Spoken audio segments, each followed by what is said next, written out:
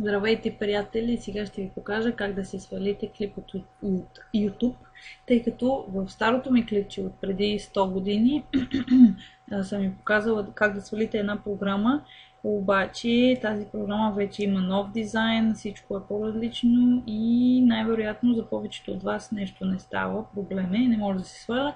Заради това ще ви покажа един много по-елементарен начин, без нищо да сваляте, абсолютно без нищо. И директно да си изберете с какъв формат искате да свалите това клипче. В какъв формат искате да го свалите. Без никакви разправи, без да затормозявате компютъра си и да сте експерти в инсталиране на някакви програми и така нататък.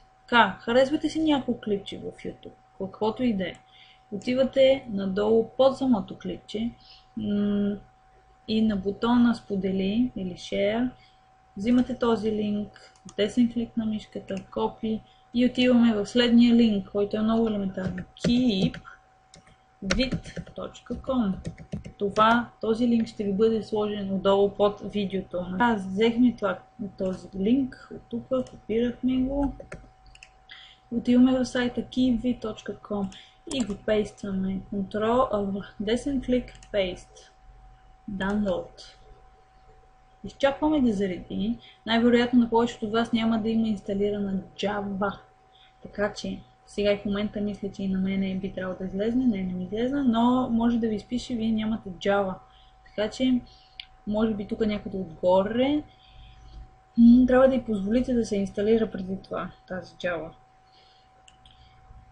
И в момента, в който я инсталирате, отивате отново в Keepvid, поставяте си линка на вашето видео и отивате и избирате колко голям, какъв размер, 3GP, MP4, тук има само аудио или само видео only, размера на видеото е описано колко ще бъде голям, както има и директна MP3 да си я свалите.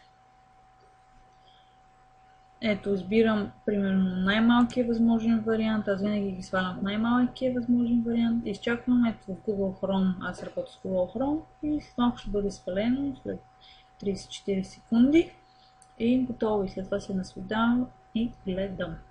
Това е цялата философия, без да инсталирате никакви програми, без никакви чудеси.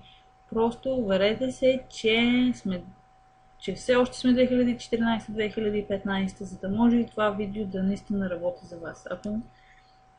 Ако не, търсете други начини или отдолу ми пишете, не става, помогни ми и така нататък. Окей, благодаря за гледането.